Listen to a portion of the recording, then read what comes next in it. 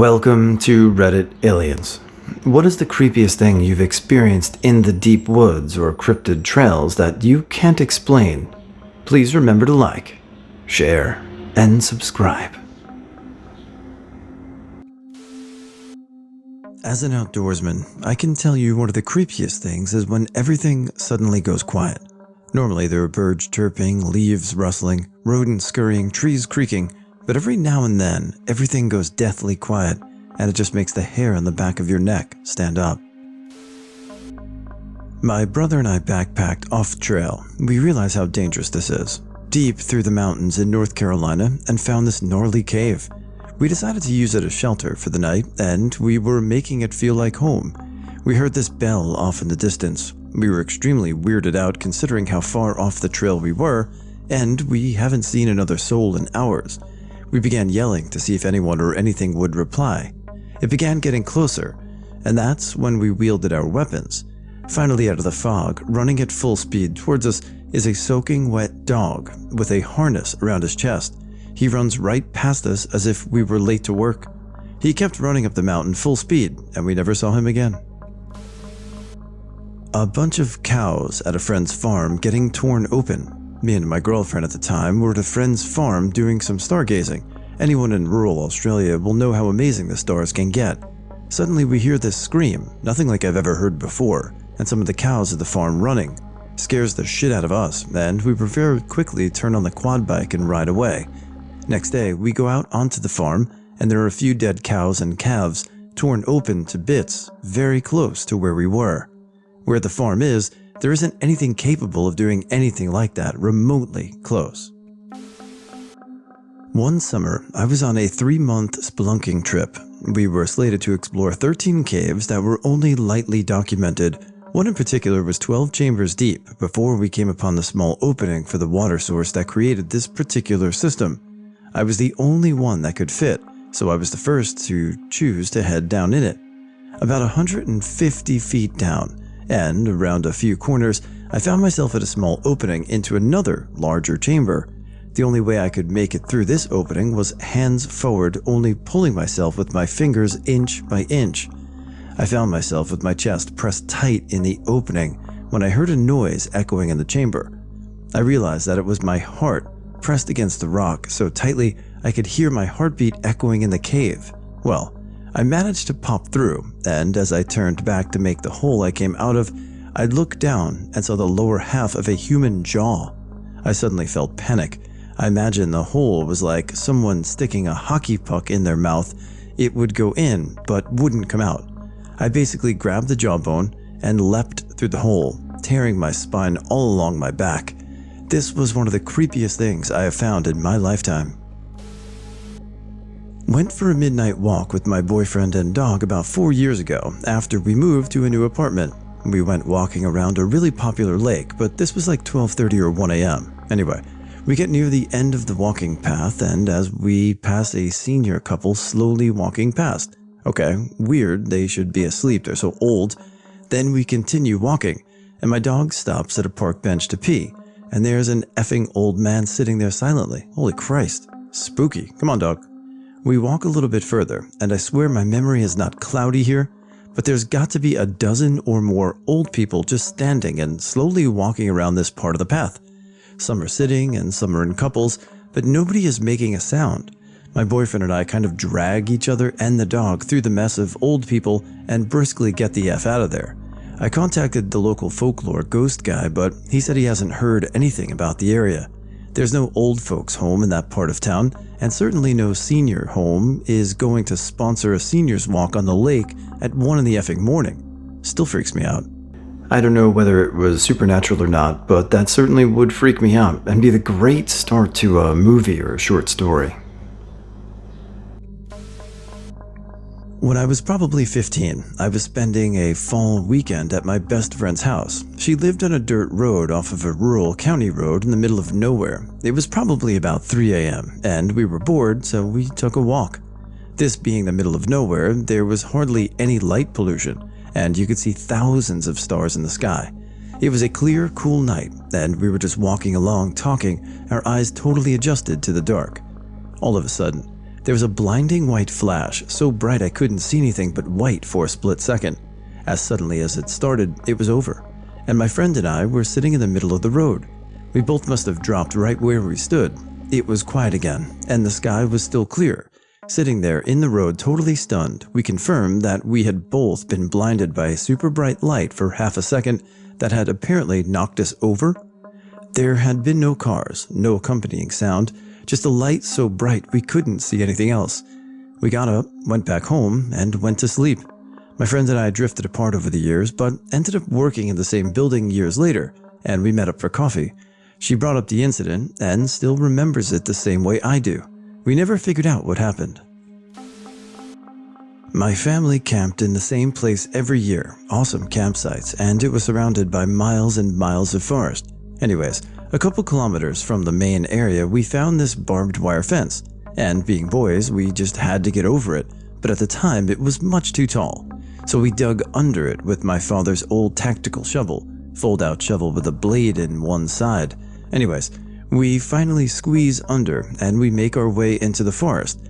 We walk about 20 minutes and we don't see anything, and then we stumble upon a river. It was the middle of summer and the river was running low, so we climb down the bank and decide to follow the river because we had nothing better to do. We follow the river for a while until we come across a strange sight, a very old, very rusty Volkswagen Beetle half buried in the bank, partly sunk into the riverbed. The front end was punched in and the seats were ripped apart and all the glass was missing. The weirdest thing was, there was this giant hole punched through the roof. The metal was bent outwards like something had punched through from the inside of the car. The doors were rusted shut, but with our handy pocket knives and my dad's old tactical shovel, we ripped open the driver's side door. The other one was sunk into the muck and inaccessible. Inside, there was one leather shoe, still tied, just sitting there. It was super creepy, and thinking about it now, I'm pretty sure something effed up happened, but as kids, it was super cool and creepy. We never told anybody about it, and we returned to see it every year when we went camping, bringing our friends along and such. The last time we went there, the car was pretty much gone, totally sunken into the mud. The creepiest thing, honestly, was that there were no roads for miles around. It was all forest. Something I constantly pondered was how the hell it got into the riverbed in the first place, and where the hell did the original driver go? I was driving home from a friend's house in North Texas one night on narrow country roads. Right as I turned down one arched-in trees, I see a flash of something fly from the ditch towards my window. It was all from the corner of my eye, but it looked bigger than a dog and smaller than a horse, gray and possibly hairy or furry. It slams into the side of the van. I scream, slam on the brakes, and look behind me in the rear view. It's laying on its side, back to me about 20 feet directly behind me. It looks less animal-like now, more human-like. Now, worried I've hit someone, I get out and start walking back there to see if they are okay. By the time I round the van, nothing is in the road, and the brush and trees on the opposite side are rustling, like something just ran through them. I got the F out of there. Sitting on a beach at night in Dorset, in the south of England, in the sea, just inside the waves as they were about to break on the shore, there was this orange light. It was about the size of a tennis ball and really bright. It was flitting backwards and forwards really fast and traveled along the shore, then it disappeared. There was nothing in the sky and nobody on the shore for it to be a reflection of anything. It was definitely in the water. I'm the biggest skeptic in the world, but I haven't found a satisfactory explanation for what it was. I thought maybe some kind of bioluminescent organism, but it was moving far too quickly for any fish or jellyfish. A couple years ago, in high school, a friend and I were selling cinnamon roasted nuts at this 2-day fair for his dad's side business. It was in this smallish town in the Midwest, real charming place in some ways, but kind of spooky at night. Lots of mixing of highways and back roads to get wherever you needed to go that could get disorienting if you weren't from around there. On the first night, after we packed up, we were looking for dinner and decided we wanted to hit up a Sonic we'd seen on the way in. Naturally, because we're idiots, we get lost. We're driving around outside this little set of gas stations and mini-marts trying to figure if we're shamed enough at this point to go in and ask for directions to an effing Sonic. When we spot one of those blue highway signs, the kind for gas next exit and such. This one looks kind of weird because there's no wording and its edges are all torn up, and it's just a picture of the Sonic logo with a white arrow pointing up into this road leading into the woods. We went up it because, as mentioned before, we're stupid. We're driving around in these woods for about 10-15 minutes. No other cars, no lights, no deer or birds, and definitely no Sonic. To take the edge off, we're cracking jokes about how if we hear banjos or see anybody lurking on the side of the road, we're just pulling a U-turn and bolting. Then we hit a dead turn and pull into this unmarked dirt grove full of trailers. Now, it was dark. I don't know if maybe the road goes through there, or if we turned at some point and didn't realize it, or if it really is just a paved, serviced road to get to the grove. I wasn't really thinking about that at the time, because the moment we pulled in, every single one of those trailers lit up and people were peeking through the windows. One of them had something in his hand, and it might have just been my crazy brain, but it sure as hell looked like a gun. I don't know how fast we were going when we finally got back to those gas stations, but it was faster than I've ever driven before or since. I can't tell you what we saw up there. Maybe it was just some sort of camping site. Maybe we just woke up a few sleeping families and one of them happened to be a jumpy hunter. Or maybe there never was a gun at all. But I keep thinking about this sign, man, that looked like it was cut out of a legitimate highway board and stuck there by somebody else. It was on a wood stake. It was all cut up and worn. I keep thinking about that dead turn and how coordinated those lights were when we pulled in. I don't know what would have happened if we stayed in that strange little camp, but I'm glad I never found out. About 2 weeks ago, I went hiking on a trail that is well known, so see other hikers or mountain bikers is not uncommon. While I was walking up the trail, I happened to come across this girl who seemed kind of out of place, like she's not quite dressed right for hiking, but not totally in wrong attire either. As I get closer, about 10 to 15 feet, I called out, "Hey, how's it going?"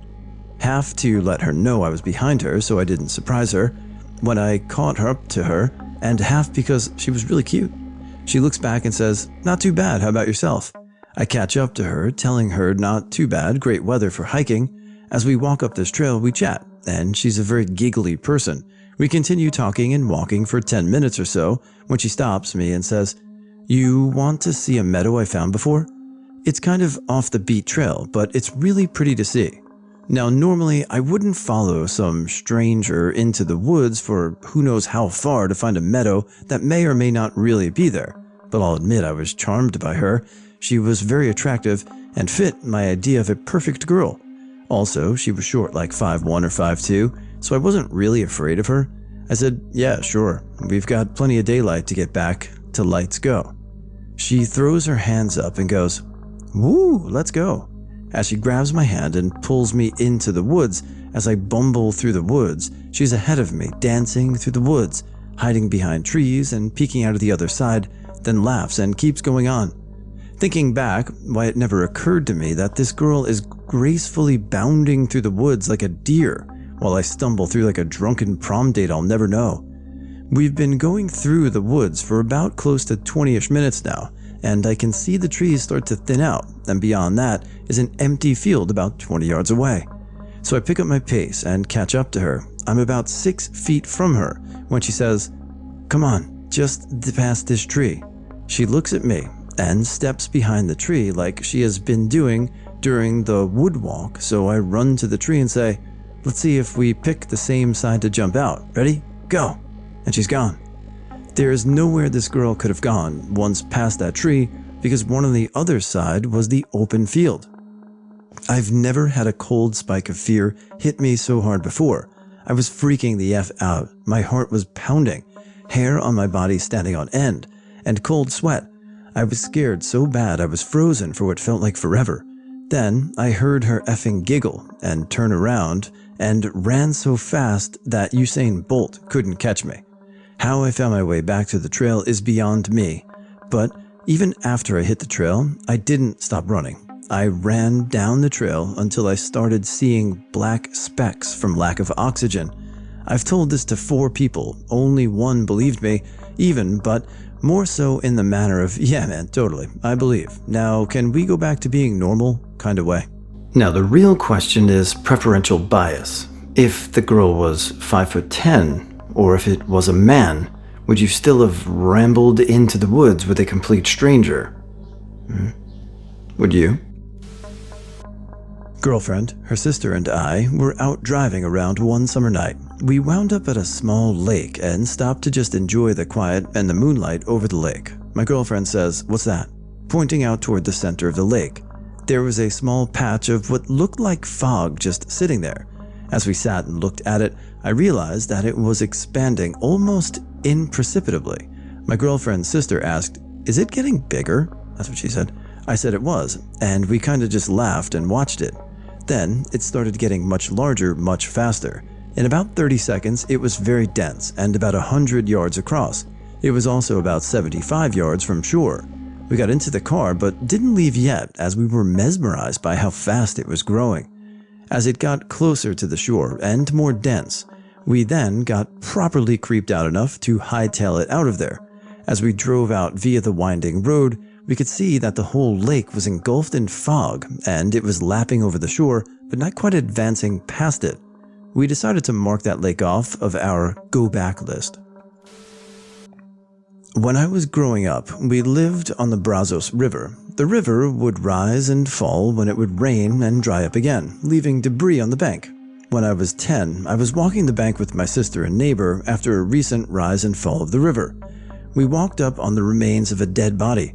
It was only half of the body, the legs, from the hip waist down. They were pretty decayed from being washed downstream, but the remnants of some lace lingerie still hung to them. It was very disturbing as a young kid. We ran back to the house yelling, "We found a dead body," and no one believed us.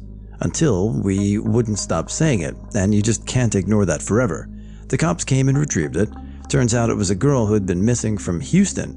She had been murdered by her boyfriend and thrown in the river to never be seen again.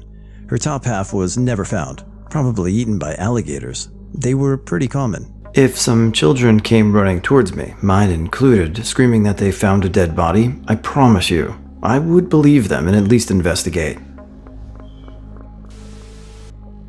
One night, sometime in August last year, my dog disappeared. I decided to go look for him in the woods that night, so I brought my shotgun, a few shells, and a flashlight.